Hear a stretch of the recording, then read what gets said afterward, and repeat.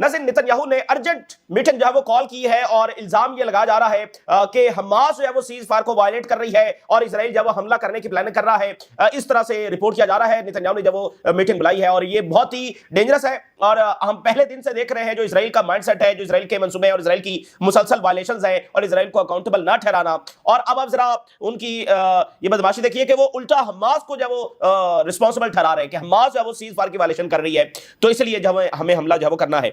तो काफी dangerous development जब हो रही है। जो ट्रंप ने एग्रीमेंट करवाया था वो एग्रीमेंट जब उसका कोई फ्यूचर जब नजर नहीं आ रहा। और आप देखें कि शर्म एल शेख के अंदर जब ये मीटिंग हुई थी और वर्ल्ड लीडर्स भी जमा हुए थे, ओआईसी और अरब लीडर्स भी जमा हुए थे और सब जो है वो ट्रंप के सामने तालियां बजा रहे थे और कोई ऐसी सॉलिड गारंटी जब वो हासिल नहीं की गई, बल्कि उस वक्त भी बॉम्बिंग जब वो हो रही थी तो सब जब वो तालियां बजा रहे थे ऐसा लग रहा था कि जैसे कुछ हुआ ही नहीं और सब जब अगर कुछ थोड़ा बहुत हुआ भी है तो सब ठीक हो गया।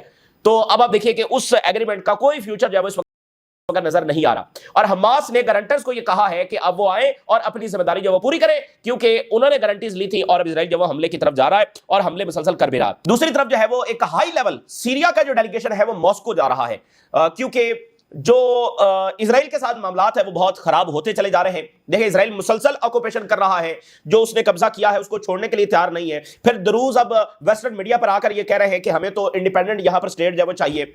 तो सीरिया का नाज़रीन जो केस है ये बड़ा इंपॉर्टेंट है, ये बड़ी इंपॉर्टेंट एग्जांपल है। सीरिया जो है वो बुनियादी तौर पर यानी अल-शरा जो है वो वेस्ट की मदद के साथ आए हैं और वेस्ट का बुनियादी जो यहां पर फाइट थी, बुनियादी जो जंग थी वो रशिया के साथ थी, यानी रशिया को यहां पर निकालना ये बुनियादी मकसद था।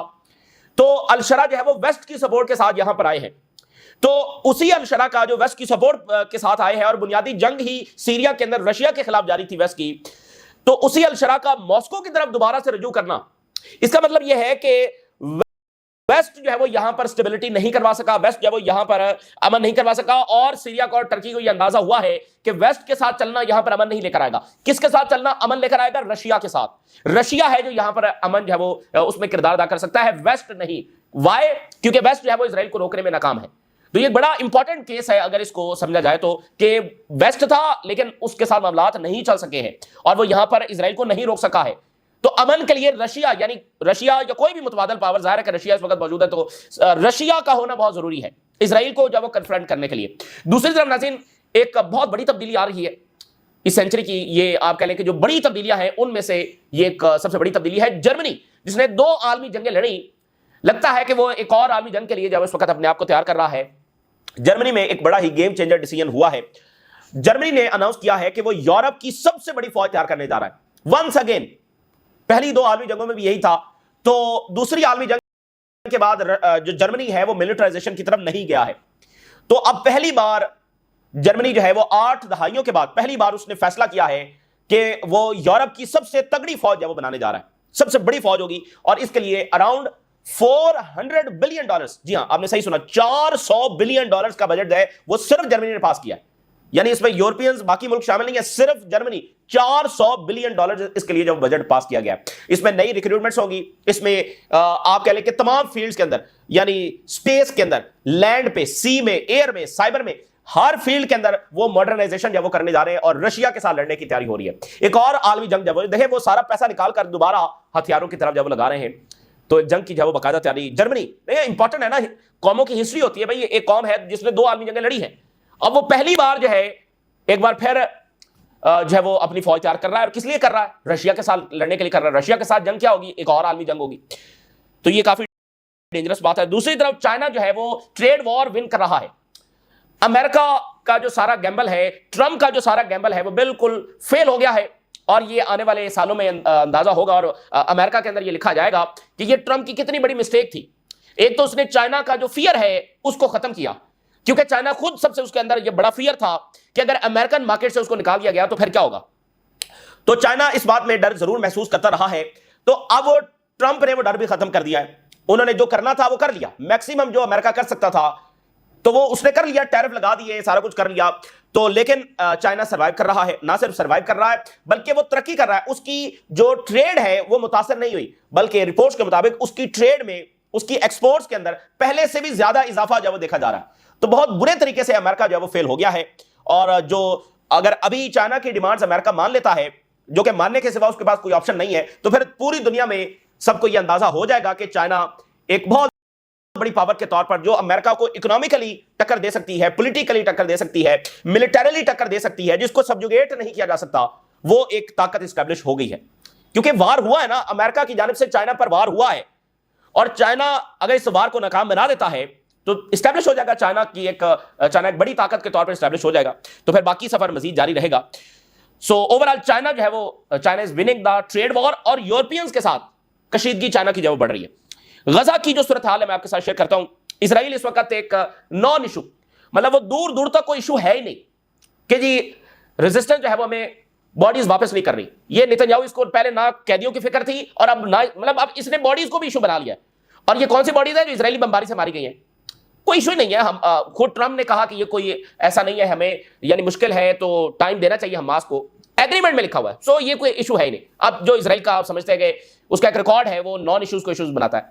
अच्छा, तो हमास इस वक्त पूरी कोशिश कर रही है, मिस्र की हैवी मशीनरी वहां पर है, और वो सारे जो कोशिश कर रहे हैं बॉडीज को निकालने में, लेकिन मलबा इतना ज्यादा है, फिर जिन्होंने दफनाया वो भी खुद शहीद हो चुके हैं। इस सब के बावजूद हमास ने उनकी बॉडीज वापस की और कर रहे हैं। लेकिन इससे भी अगली बात सुनिए, हमास ने अभी ये स्टेटमेंट जारी की है कि इजराइल उल्टा जानबूझकर हमारी राह में रोड़े अटका रहा है ताकि हम इन बॉडीज को ना तलाश कर सकें। यानी एक तो ओवरऑल मुश्किल है मलबे की वजह से और लोकेशन की वजह से सारा, लेकिन उसके साथ साथ इजराइल जानबूझकर भी रोड़े अटका रहा है ताकि हम ढूंढ ना सकें। अब ये हमास की स्टेटमेंट आई है, इजराइल जो है वो डेलिबरेटली ऐसी ऑब्स्टेकल्स खड़ी कर रहा है कि हमारा जो सर्च ऑपरेशन है वो मुतासिर हो, और इसका जो नैरेटिव है regarding the slow down of the resistance is false, कि हम जब वो जानबूझकर स्लो डाउन कर रहे हैं, यानी उधर वो नैरेटिव बना रहा है, इधर हमास जो ऑलरेडी मुश्किल में है कि भाई ढूंढने में मुश्किल आ रही है, उसको मजीद वो ऑब्स्टेकल डाल रहा है कि ये आसानी के साथ ना ढूंढ पाए, इसमें डिले हो जाए। तो इसको वो जवाब बनाकर जनाब अली नेतन्याहू ये कह रहा है, इजराइल ये कह रहा है कि हमास जो है सीज फायर की वायलेशन कर रही है।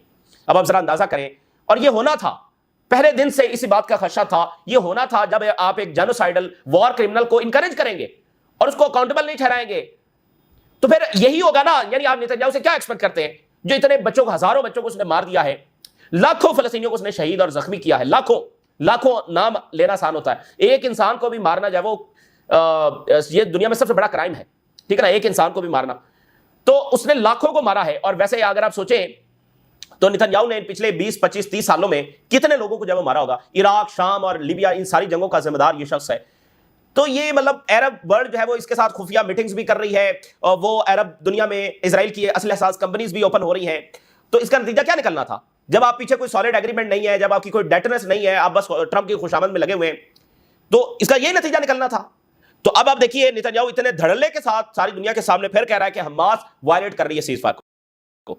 आप जरा अंदाजा करें। और समूतरे ने यह कहा है कि नेतन्याहू जो है वो फौरी तौर पर एक मीटिंग बुलाए ताकि हमास की जो वायलेशंस है इसका जवाब दिया जाए। और बैन गवर्नर ने कहा है कि हमास हमारे साथ गेम्स प्ले कर रही है, Israel must destroy it completely, Israel को जब उसको मुकम्मल डिस्ट्रॉय कर देना चाहिए।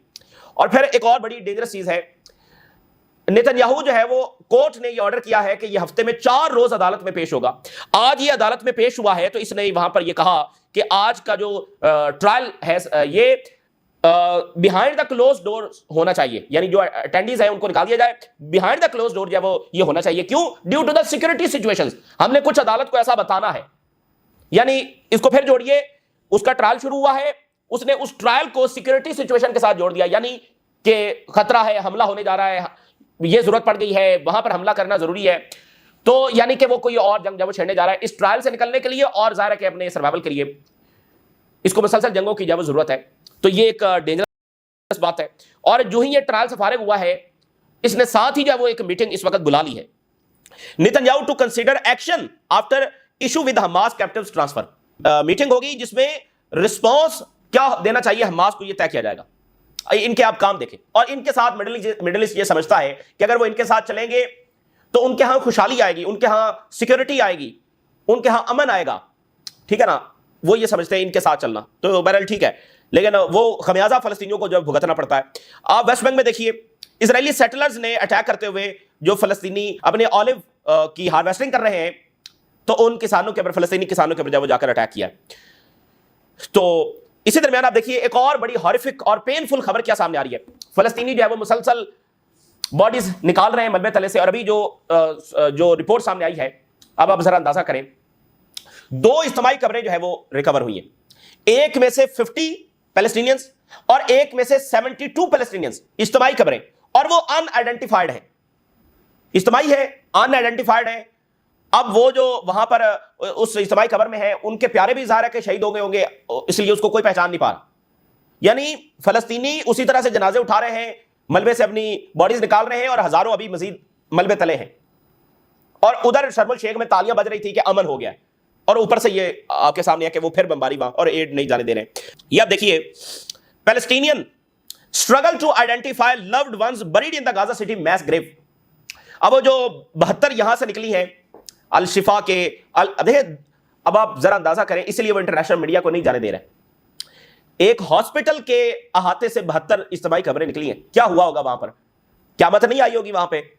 हॉस्पिटल के उससे 72 बॉडीज है वो, और इसलिए इंटरनेशनल मीडिया को जाने दे रहे।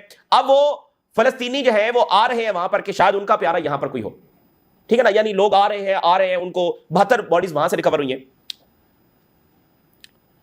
और ये वो बॉडीज हैं जो ऑलमोस्ट 1 साल हो चुका है, 1 साल हो चुका है। और इसमें रोती और चीखो पुकार करती जो फलस्तीनी माएँ हैं वो भी यहां पर आ रही हैं ताकि वो तलाश कर सकें। एंड कोलैप्सिंग फादर्स, और बाप जो है वो भी आ रहे हैं, searching for remains of their loved ones, कि शायद उनके प्यारे यहां पर हो। इसमें से सिर्फ 5 बॉडीज है वो आइडेंटिफाई हुई हैं, और जो 67 बॉडीज हैं वो अभी तक अनआइडेंटिफाइड है, और फिर इसी तरह से उनको दफना दिया जाता है। और 50 बॉडीज है ये एक और जगह से रिकवर हुई है, मोस्ट अनआइडेंटिफाइड सिविल डिफेंस से। तो ये वहां पर हो रहा है। अच्छा, इजराइल से क्या खबर सामने आई है आज जनाब अली? इजराइल से बहुत बड़ी खबर यह, इजरायली मीडिया के मुताबिक 1 साल के अंदर 279 सुसाइड केसेस रिकॉर्ड हुए 1 साल के अंदर। बहुत बड़ी खबर है, दुनिया के किसी मुल्क में ऐसी कोई मतलब कभी ऐसा नहीं हुआ। 1 साल के अंदर 279 केसेस इजरायली आर्मी के। इट्स मीन के ऑन एवरेज हर रोज वहां पर कोई ना कोई इजरायली फौजी जो उसने अपनी जान ली है। दुनिया के कौन से मुल्क में ऐसा होता है? हर रोज एक इजरायली फौजी ने अपनी जान ली है ऑन एवरेज। इसका मतलब क्या है? देखिए, वहां से इज्तिमाई खबरें निकल रही हैं, उधर वो सुसाइड कर रहे हैं, तो इसका मतलब यह है कि उन्होंने जो क्राइम्स वहां पर किए हैं अब उनको नींद नहीं आती है। उन्होंने वहां पर जाकर कोई जंग नहीं लड़ी है, उन्होंने पता नहीं क्या क्या कुछ किया होगा, बच्चों को मारा होगा, इज्तिमाई कब्रों में उनको दफन किया होगा, क्या क्या मजालिम किए होंगे कि अब उनको नींद नहीं आती है और वो खुदकुशियां इस लेवल के ऊपर कर रहे हैं, ठीक है ना। दुनिया में कभी ऐसी कोई चीज जब रिपोर्ट नहीं हुई, तो इसलिए इंटरनेशनल मीडिया का जब अंदर जाना बहुत ज्यादा जरूरी है।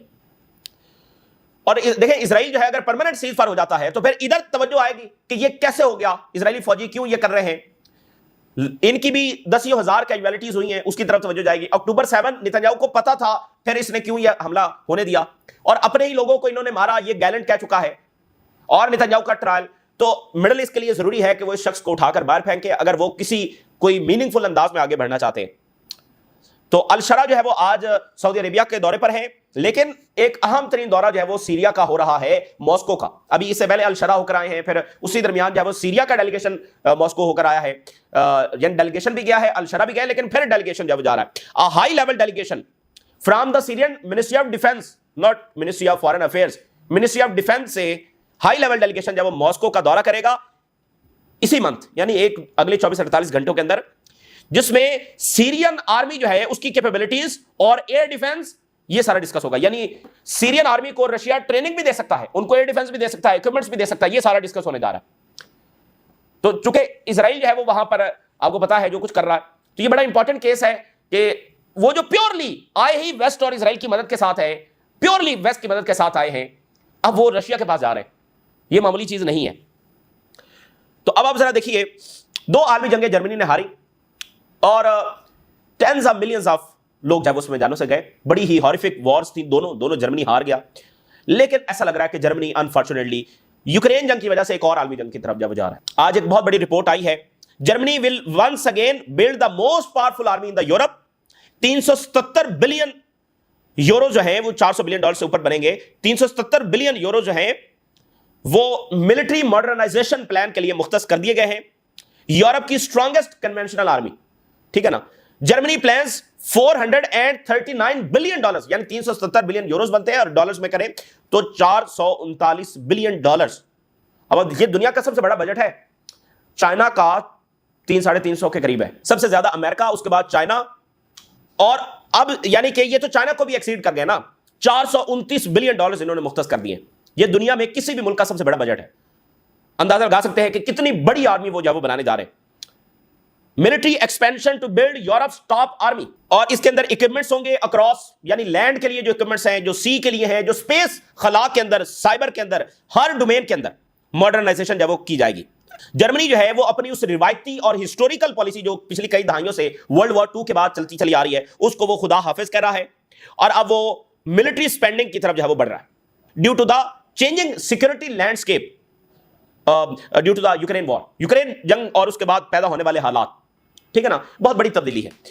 देखिए दुनिया की यही ताकत, जापान खुद मिलिटराइजेशन की तरफ जा रहा है, जर्मनी जा रहा है, बाकी तो वैसे भी बर्तानिया, फ्रांस, वो तो है ही मिलिट्री पावर्स और मजीद बढ़ा रहे हैं अपनी ताकत को। तो जो आलमी जंग की तमाम पावर्स थी वो दोबारा रिटर्न हो रही है, दोबारा मिलिटराइजेशन की तरफ जा रही है, और इस बार और भी बहुत सारी है। इस बार ये अगर आलमी जंग जब भी शुरू होगी वो सिर्फ यूरोप में नहीं होगी, ठीक है ना, यानी पैसिफिक में भी थी, लेकिन ये एशिया में भी बड़े पैमाने पर होगी। ये साउथ एशिया के मुल्क भी हो सकते हैं, साउथ ईस्ट